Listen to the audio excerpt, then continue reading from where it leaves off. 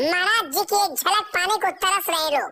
क्या सच में महाराज जी का अंतिम समय आ गया? क्या अब कभी नहीं होंगे उनके दर्शन, या कहानी कुछ और है? प्रेमानंद महाराज की दुनिया दीवानी है।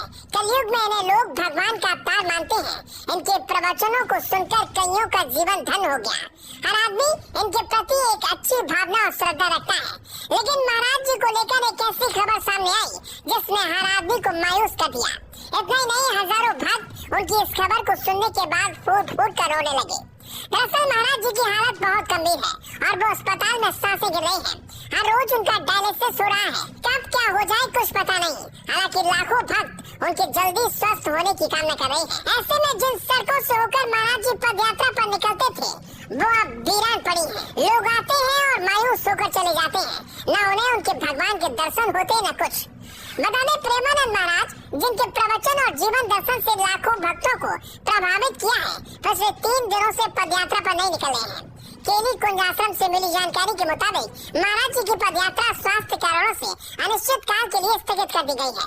आश्रम ने एक आधिकारिक सूचना जारी कर यह जानकारी दी और भक्तों से उनके स्वास्थ्य के लिए प्रार्थना करने की अपील की है। सूचना में बताया गया कि महाराज की किडनी संबंधित समस्या हाल ही में और गंभीर हो गई है। पहले हफ्ते में केवल 5 दिन डायलिसिस की प्रक्रिया होती थी, लेकिन अब हर दिन ये प्रक्रिया चल रही है। प्रेमानंद महाराज के स्वास्थ्य में लगातार गिरावट को देखकर उनके भक्त गहरे दुख में हैं। उनके प्रवचन ने न केवल आध्यात्मिक जीवन को नया दृष्टिकोण दिया, बल्कि युवाओं के जीवन में भी सकारात्मक बदलाव लाए। उनके दर्शन की उम्मीद में रोजाना भक्तों की भीड़ आश्रम के रास्ते पर पहुंची है। लेकिन अब उनकी पदयात्रा पर अचानक विराम लग जाने से भक्तों के दिल टूट गए। प्रेमानंद महाराज के लिए यह एक कठिन समय है और भक्तों का कहना है वे राधा रानी से उनकी जल्द ठीक होने की प्रार्थना करते हैं। कुछ भक्तों का कहना है कि हम सभी की दुआएं उनके साथ हैं।